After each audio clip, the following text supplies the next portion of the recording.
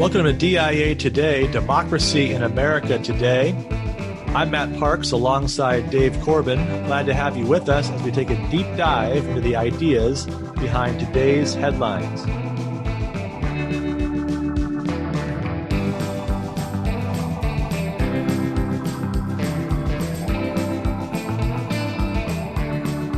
Dave, how are you? I'm doing great, Matt. How about yourself?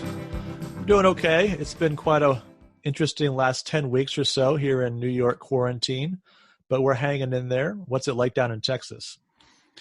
COVID-19 life here is not too different than normal life, which is nice for me and nice for the family. We had left California about a month ago, and things were getting more heightened hysteria day by day, and it was somewhat unbearable. So certainly the move to Texas, Hill Country, Texas. We're in Canyon Lake, Texas for the summer is wonderful. Kids can play in the backyard. We can eat brisket, drink beer, and have a great time. And not to downplay or understate the tragedy and what's going on around us, but certainly I think it's helped keep us more sane, being in a place that's a better environment or fit for our orientation. Yeah, we've had some challenges, no doubt. We are in a county that is the county with the highest infection rate in the state, with the highest infection rate, and probably most of the deaths you're hearing about in New York have happened within about a 30-mile radius of us. So it has been definitely locked down for us. I haven't left the house too much. We've been certainly blessed by the fact that we haven't had any illness ourselves and in our close family connections and friends, but we certainly know there's a lot of hurt in the near vicinity. And we're eager in some ways, I think, to get back out there, but also a little bit cautious, not knowing what that's going to look like on the other side of this whenever that other side arrives. So here we are launching a new podcast. We've done a lot of things in the past, a lot of writing projects in the past. What do you think about this podcast, and what do you hope we'll get out of it? Well, I think we've always had fun conversing about politics and culture. What people don't know is that we often spend a lot of our time talking about sports. So that's a great new addition to what we're putting forth there and hoping people will enjoy. And I do think that this is a great means to get writing going again. Sometimes when you have a conversation, it leads you to want to put it on a paper and think through the idea. And I think that also for me, I read the headlines, and I often come away a little bit depressed because there's not that kind of look backwards at these instances in world history before, how human beings have dealt with challenges. And I think there's a lot of wisdom out there, both biblical wisdom, wisdom that comes from philosophic or historical sources, from reading history, reading biography. And I think that we often we don't employ those things that we should. So I'm just hoping that people will find this approach to history and to the headlines to be compelling, and it'll give people, I think, the most important thing that we need in life, which is perspective. Great. Well, we've named the podcast Democracy in America Today, an obvious nod to Alexis de Tocqueville's great book on American political culture. I got my copy on the bookshelf behind me. I think I saw yours in the background there. But our plan mine's a French translation, Matt, as you know. Of course. Yes. That's a good story. We'll have to tell that story sometime, because I'm sure the audience will appreciate just how skilled we both are in the translation of French. Double Winthrop has got some competition whenever we get around to our own translation of the work. Sure. So, yeah. I was saying, in our next lifetime, because you're kidding. Yes, definitely kidding. So our plan isn't, though, to comment on de Tocqueville's ideas per se, that I'm sure we'll do some of that, but rather to apply his method to the American democracy of our day. He begins his book by uncovering the generative fact of Jacksonian America, the fact from which, as he puts it, each particular fact seemed to issue. And so we're going to try to do the same thing with 21st century America, drawing on our experience teaching the classic texts of political philosophy over the years. And, since since democracy into Tocqueville is such a big idea, really much bigger than politics, that's going to give us a chance to talk about culture and religion and sports and all the rest under this big umbrella idea of democracy. So rather than talking more about it, let's go ahead and do it. And let's start with some headlines. The lockdown reopen debate continued this week. But what's striking about it is how much and how quickly we've managed to sort this story along our pre-existing hyper-partisan lines. So rather than thinking about this as a moment of coming together, it's really just reinforcing the ways in which we're already torn apart. Consider this headline last Thursday from the Washington Post.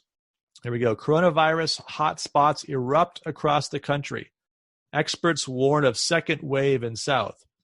Well, it sounds bad. And then you read the first paragraph.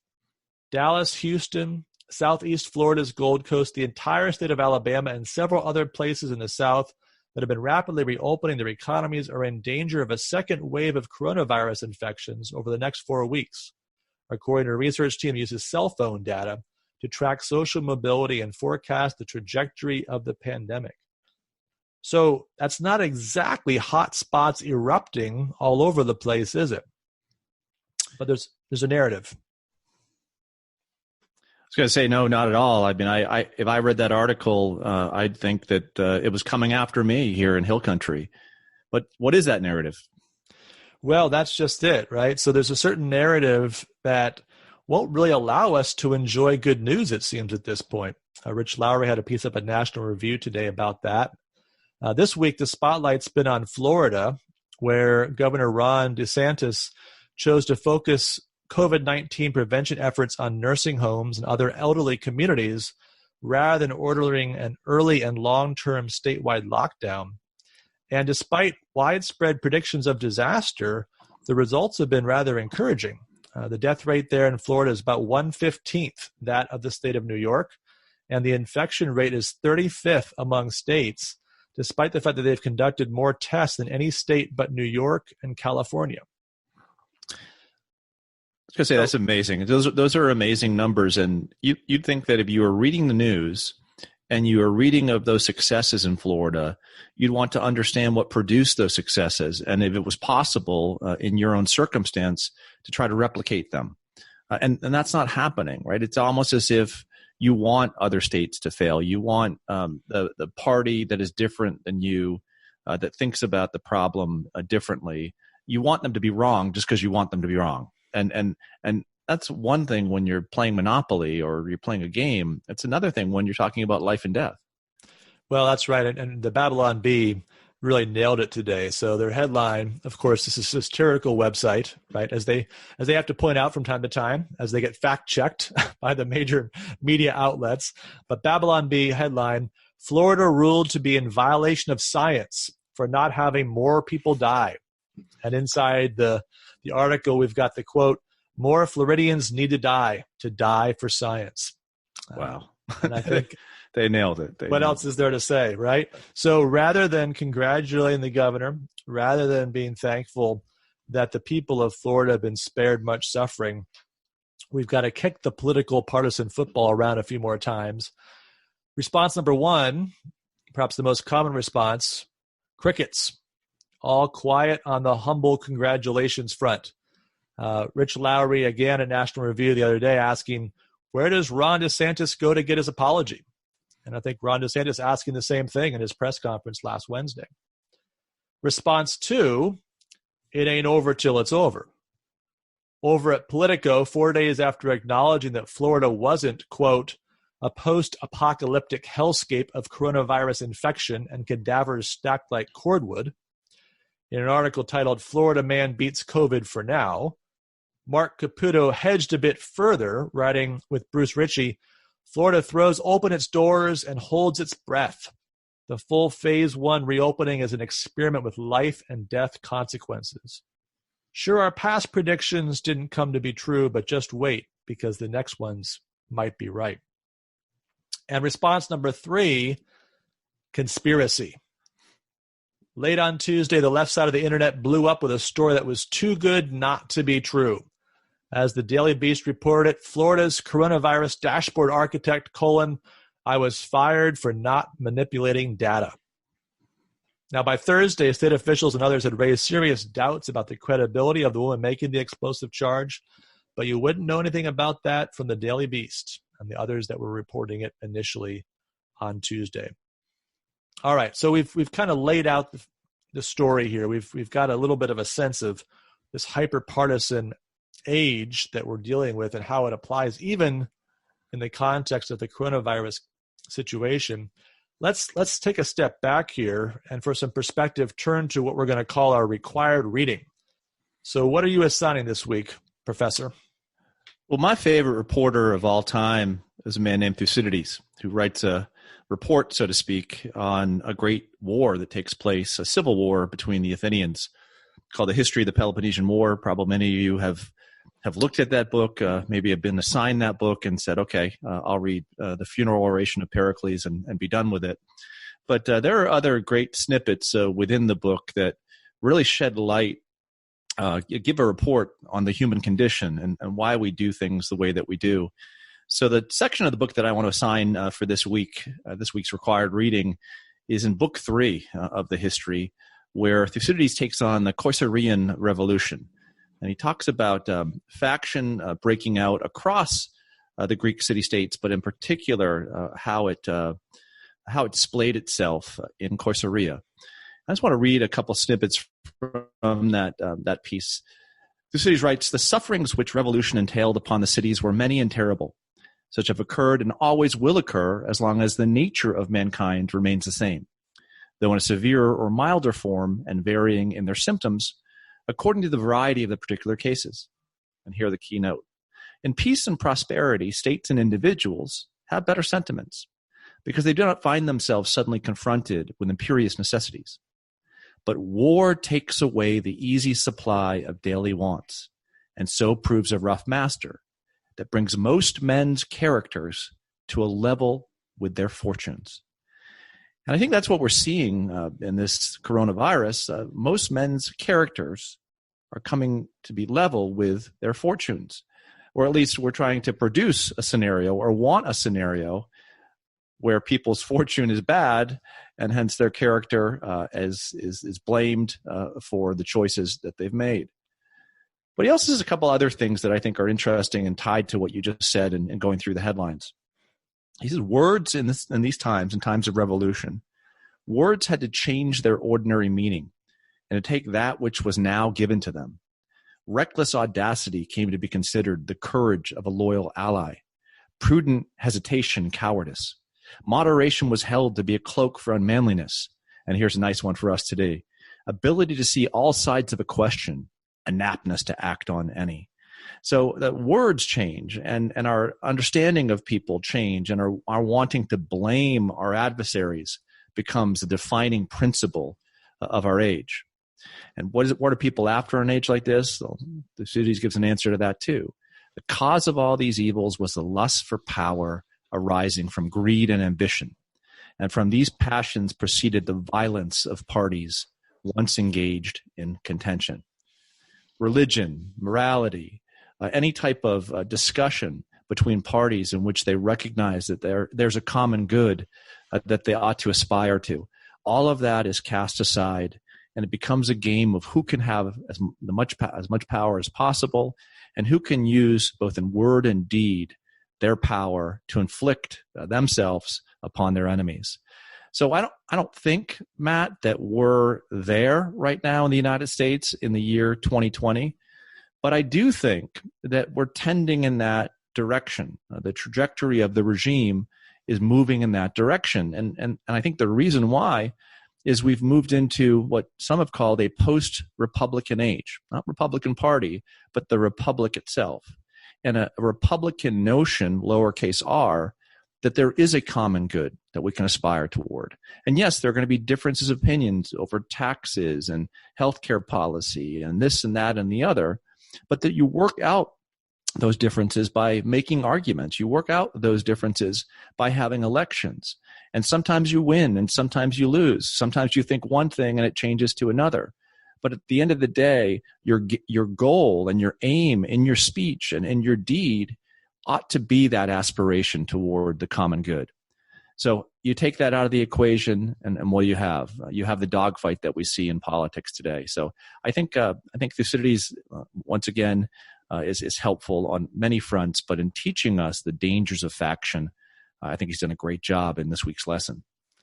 Yeah, I think about that passage where the words have changed their meaning. And of course, we see that in politics where we've got a word that we use to describe our own behavior, and then the identical behavior in the party that's the opposite side, we've got a much more nasty word to use to describe it. But I think what's even more interesting in the way that he plays that out is that the words that are changing meanings are changing from virtues to vices. Right? This is what's happening, is that vices are becoming virtues and virtues are becoming vices. The extremes, you think about the kind of Aristotelian way of framing a virtue between two opposite vices, but now the opposite vices have become the virtues, and the position in the middle where the virtue is meant to be, that's no longer something that's admirable, no longer something that we would hold up as an example to others. And this, I think, is really instructive for us, because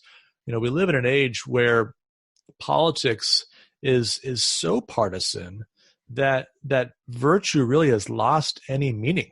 And even to stand up for virtue, it seems like such a strange idea, that we would care about virtue in political leaders, that we would apply categories of virtue to political speech or political proposals, at least that we would do that in a way that's not cynical.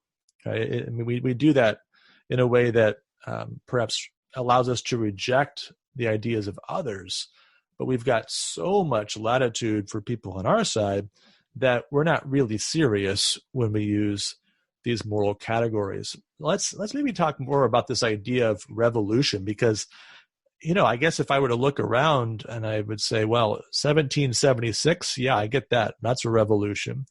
1860, 1861, there's something like a revolution going on there. In what sense are we in the middle of a revolution or a pre-revolution today? Well, the revolution that Thucydides is referencing here is a little more like the term we would use, faction. So the logic of revolution is a little bit like a pendulum swing.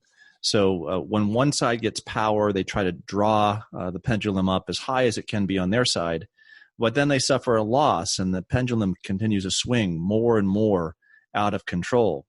And that stability or peace, if that pendulum wasn't swinging as high as it was, that you want in life, right? Where we want to live in peace, and we want to have a notion of a shared peace. And if both sides are tugging away from that shared peace because they'd rather have war and power than peace, then all you get is a swinging back and forth. So I think that's what he's talking about there, applied to our day. And I would say that the question for us, and I think this show is part of what we're trying to do on this front, is there a way to talk about our differences, not do away with our differences, because we're going to have different opinions. Is there a way to talk about our differences and to celebrate our differences and to actually celebrate a good argument when a good argument's made, even if it's not an argument that we wholeheartedly agree with? Is there a way to see in something that is being presented by another that there could be a movement towards the common good in that argument, and to want to encourage that? I mean, both you and I are teachers, right? So our goal in the classroom is not to brainwash kids. It's not to indoctrinate them. It's to teach them how to think more critically. And they're going to come into that class with their own political persuasions. But we don't want them to be stupid partisans. We don't want them to be small partisans. We want them to be grand partisans. So what I'm suggesting here is that philosophy and political philosophy can make partisanship better if what we require of the partisans is that they make better arguments. And so we judge whether those arguments are good and bad. And you and I are not perfect. You and I make wrong judgments.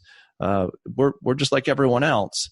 But I think bringing back into the discourse kind of an assessment of whether or not something is tending towards the common good or not, is incredibly important. And to tell you the truth, Matt, and I did this when I was at the King's College when we were both there.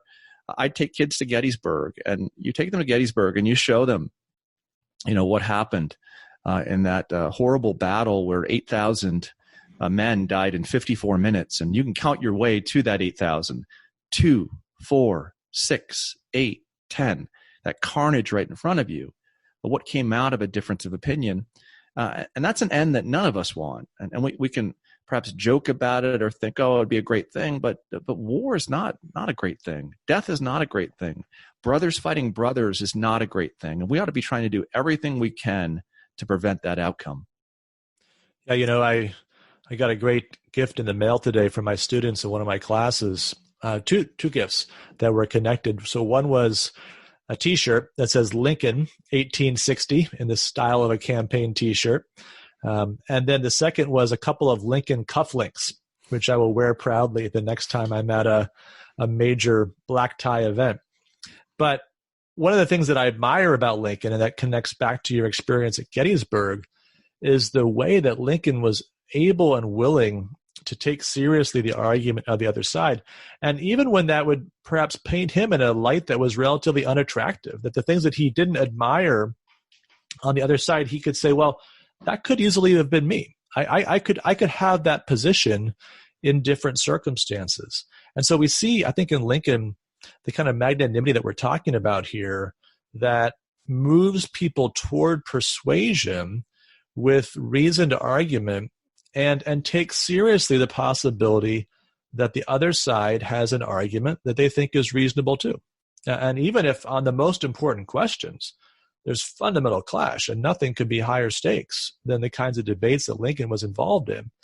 Nevertheless, to see the opponent as a human being, as a rational agent, as a moral agent who ought to be persuaded by a good argument and who needs to be given a good argument to be persuaded, I think there's a lot there for us to learn from. And again, something that we can really hopefully bring to this podcast as we look behind the headlines and try to understand the nature of our political times a little bit more clearly. Well, I'm also reminded of a passage from James chapter 3, James 3 verses 17 and 18. But the wisdom that comes from heaven is first of all pure, then peace-loving, considerate, submissive, full of mercy and good fruit, impartial and sincere.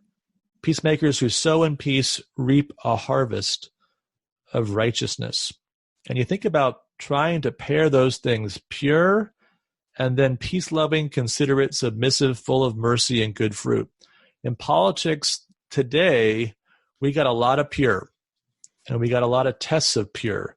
And we got a lot of people that failed my test and your test and the next test of pure. But we don't have a lot of peace-loving, considerate, submissive, full of mercy and good fruit. And I wonder if there's a way that we can work toward that. And we can think about ways without giving up on the pure that allow us nevertheless to move toward that harvest of righteousness that might do us all a great deal of good. Amen.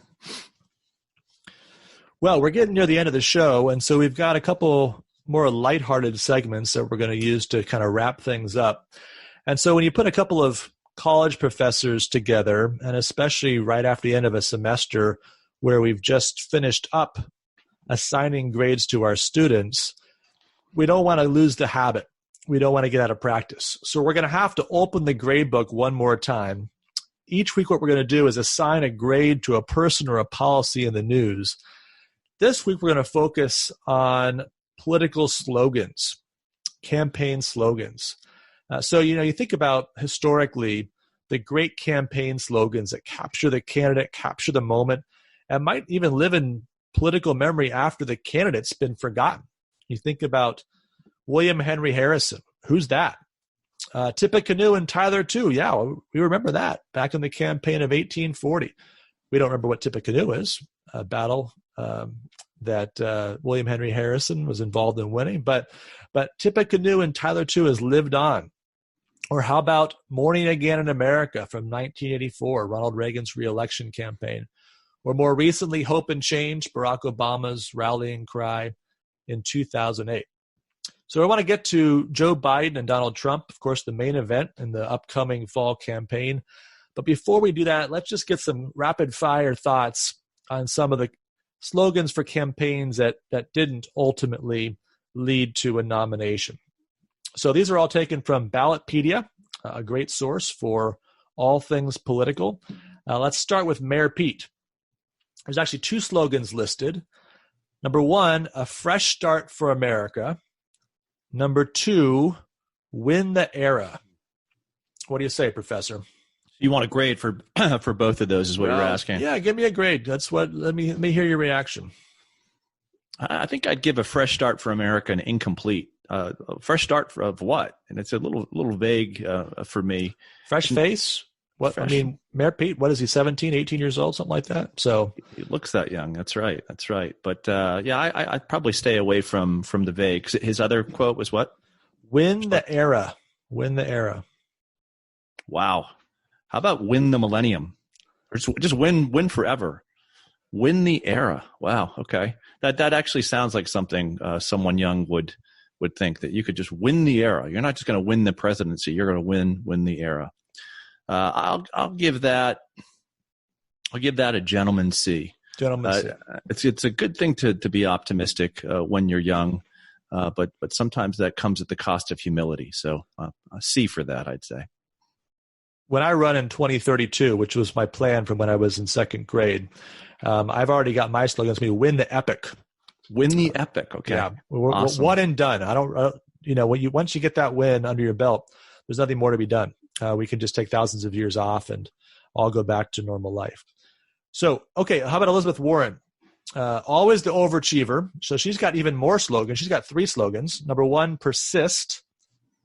Number 2, best president money can't buy. And number 3, of course, Warren has a plan for that. So maybe pick one of those out and give us a grade. What do you think? I think the middle one, best president money can't buy. I think for her that's probably pretty apt. It kind of figures in all that she was arguing about. I don't know if it's true, but certainly it'd be what her supporters hoped of her. So I think I'd give that a B plus, A minus. It's definitely catchy and I think it kind of works with her critique of corporate interests. Okay. All right. Very good. Now, Bernie Sanders. I don't have to tell you this. I know you've got it all over your bumper stickers, all over your car, but Bernie's not me, us. That's what I always say to my wife when we have a disagreement and she wants to do something different than I do. I said, it's not about me. It's about us. Let's do what I want, not me, us. Very good. Yeah, paid for by you, by the way, when it's Sanders. Right. And I won't say who it's paid for in our household, but actually, there is something in that slogan, not be us. And you saw a whole bunch of these, right? When Sanders mania took off, and there's something that encapsulates what progressivism or a lot of the secular humanisms are all about from, say, the late 18th century onward. In that expression, don't make it about the individual, make it about the community. Now, of course, and this is my critique of progressivism, I have many critiques of progressivism, is it doesn't account for the individual any longer. But I could see how a Sanders supporter could really buy into that. And it's the only problem, right, is us defined in what way, us moving in what direction. And often that us is not an us you want to be a part of at the end of the day. All right, now we've got some less creative ones as we work our way down the list. So Amy Klobuchar, apparently on the short list, possibly for vice president, went with Amy for America. I can appreciate the alliteration there, but otherwise somewhat bland. How about Wayne Messam? Wayne for America. Okay, remind us of Wayne's World, perhaps, back in the 80s. All right. Seth Moulton, remember him? Probably not. Seth Moulton for America. You put the last name in there. Yeah, my rule is if you got to use the last name, you're probably not going to be president. Right. Seth, can you spell that? Is that with 2 L's? No. Okay, 1 L. M-O-U. Yeah. So for America, though, I mean, that's better than the alternative, I guess. All right, so let's turn our attention to the main event. We've got Joe Biden, we've got Donald Trump. Joe Biden, our best days still lie ahead. What do you think? Too long. What's that, 6 words? Our best days still, 5. Yeah, you got to have 3 or 4 words. And still, it has an FDR ring to it, but I don't know. I'm going to go C- for that one. Okay. By the way, quick fact check. It is actually 6 words. Okay. 6 words. Sorry. Needed that extra finger. I think may have thrown you off. But yeah, too long. That's right. Too long. And I think honestly, do you really want to be making that statement if you're Joe Biden? Are your best days ahead? Because it doesn't feel that way when you're looking at Joe Biden. So it doesn't sound that way. So I think, are you wanting people to be thinking about the days ahead exactly? Maybe not. Depending upon the VP choice, right? You could have Biden, Warren. Our best days are still ahead, and it might be like just kind of think about when I'm no longer president and Elizabeth's president. So maybe there's something going on to that. You know? Maybe the Veep choice ends up making that one work. Good. All right. Donald Trump has 2 slogans. Number 1, we didn't get a grade for that. So what's your grade? What's your grade for Joe Biden? C-, I would say. Yeah. C-. Okay. I was going to give him a C+. But yeah, you know what? I think the length is going to be an issue. So I kind of hate to have that one be your tagline for your 30-second ad, best days still lie ahead. Too much work to get it out. All right. So Donald Trump, keep America great, naturally. And secondly, promises made, promises kept. What do you think? I like the first one. I actually like the word great. I know it's gone out of favor with many people, but I think that you ought to aspire toward greatness, recognizing what your limits are. Does he think that it was made great in the last 3.5 years? That's where I really have an issue with that. So I'd give that an A for its intention, but probably a B for its reality. The other one, I wouldn't go there because there were some promises that were made that weren't kept, and so I'd kind of stay away from that. I'd probably put that one in the D range. So if I was on that campaign team, keep America great, not perfect but good. The other one, you're gonna be fact checked on that by everyone. Well, yeah, and you might be fact checked on the keep America great too. I'm not sure that's the slogan you want right at the moment. The great that he was hoping to be able to run on was 3.5% unemployment, stock market cruising along, peace in our time. And while the peace perhaps has persisted in some ways, tensions with China have certainly increased in the last few months. The economy is certainly struggling and will be struggling all the way through the fall campaign, we would expect. So, yeah, I mean, the slogan may not exactly match the time. And it does seem, when you pair it with the 2016 slogan, like we did a really big turnaround really quick, right? If you remember him talking about the carnage of the American cities in his 2017 inaugural address, to go from carnage to greatness in 3 years, well, we'll see. We'll see. But I think if I were to grade that one, I think I'm going to give it a B-. Okay. Again, I like it's on brand, but I'm not sure that brand is quite as attractive in the present circumstances as it was when that was dreamed up among the consultants. I would say this, Matt, however, responding to that, is if we have a spirit that even in hard times, we know we can aspire to be great again, I think that's a good type of language to be using again. Because the one term I hate right now, it's not a political slogan, is the new normal. And the new normal is nothing I want to be the new normal. So I think, and how do we get away from this new normal? I think it's going to take a desire to be great and to work through issues in a way with greatness and magnanimity at hand. All right, fair enough. All right, so President Trump, if he focuses on keep America great, scores a little bit better than his rival Joe Biden. both of us think perhaps they could do a little bit more work on the slogans, but we'll see how it all plays out in the campaign to come. Now, our last segment, we're going to call the Tocqueville's Crystal Ball. Here's how it works. Dave and I will make a prediction for the week to come, and whoever's prediction for the week is closer to the mark gets to choose the next week's Crystal Ball Challenge. Now, you can also play along with this, so you can email us your prediction at democracyinamericatoday@gmail.com. And if you do that before the challenge runs out, in this case it's a golf match, as we'll see on Sunday, then you will, and you beat us, then you'll be entered for a drawing to win a free copy of our not quite best-selling book, Keeping Our Republic: Principles for a Political Reformation. That's interesting. I like how you phrased that. Not quite best-selling book. I think we sold 13 copies of that book. I know we didn't sell is not the right verb. We gave away 10 and probably sold 3 copies of that book. So there were several people that I think paid money for that. As I remember cashing a royalty check that was somewhere over $1.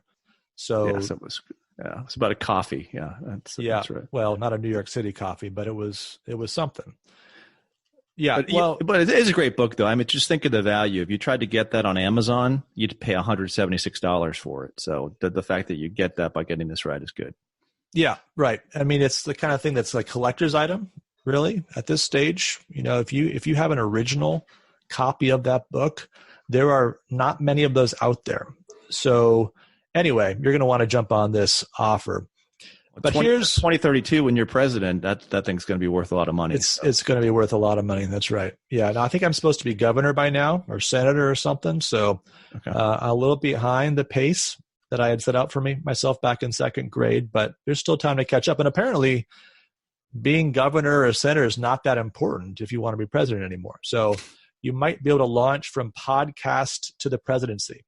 That's going to be my campaign slogan, I think. Sounds good. All right. So here's the challenge. Not a lot of live sports going on right now. Perhaps you've noticed. So this Sunday, Tiger Woods and Peyton Manning are playing Phil Mickelson and Tom Brady in an 18-hole charity golf match. They're down there in Florida. It's Tiger Woods' home course. We've got the two great quarterbacks, the two great golfers paired up. The question is, first of all, who wins?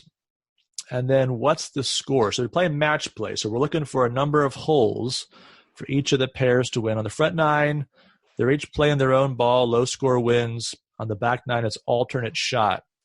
So we've got 18 holes up for grabs. How many do Tiger and Peyton Manning win? I'm going to give them 6 and give Brady and Mickelson 3, and that's not, and it has a hole up my cozy. That's not because I'm simply a Patriots fan, upset by Tom's departure. That's part of it. Let's be fair.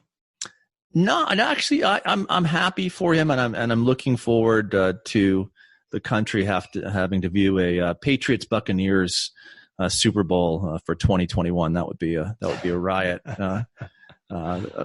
One for the ages, but I just get the sense that if from what I've read of Tom Brady, he spends about 98% of his time preparing for football, maybe 90% now that Giselle got upset. So how much golfing he's been doing is a big question mark for me. Whereas Manning, you can imagine he's probably been practicing for about 2 years for a match like this, and I could just see them taking it this weekend.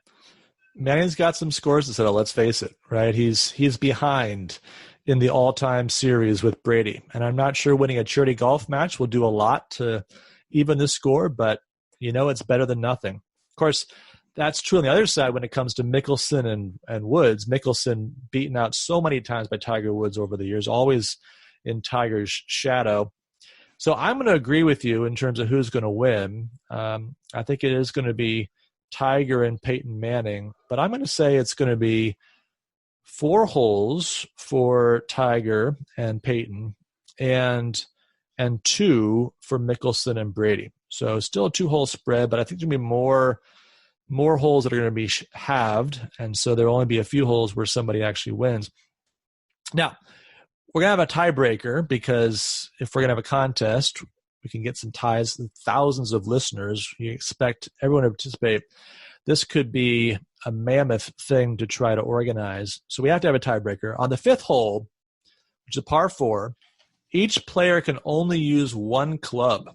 Interesting twist. I remember playing some golf with one club only when I was growing up. And it's interesting. What club do you pick, right? So that's one question we've got. What club does Tom Brady pick? And then what's the low score on that hole? So par 4, what's the low score on the hole? And what club does Tom Brady use? I'm going to go par for the score. And let's say 6 iron. 6 iron for Tom Brady. Okay. All right. Well, I agree with you on the par. I think someone's going to par this. I don't think it'll be either of the quarterbacks, but I think either Tiger or Phil will figure out a way to get par on that hole. But I'm going to go out there just a little bit. I think Tom Brady, who's not really that funny, by the way. Peyton Manning is very funny. Mickelson's pretty funny. Woods has no sense of humor. Tom Brady, it's pretty weak. He's good at laughing at other people's jokes, but that's about all he's got going. So I think he's going to try to add a little humor. He's going to go kind of zig while everybody else is zagging. They're going to expect Peyton Manning to do the kind of zany stuff. But I think Tom Brady's going to pull out the putter on that hole. Okay. And wail away at that thing and probably, hit it into the trees and score 8 or whatever. But I think he's going to try the putter and just try to lighten the mood a little bit. So I'm going to take that as my prediction. Someone else will score par, but I think Brady's going to try to be the jokester at least for one hole. Otherwise, I think he'll have to give up that title to the other competitors.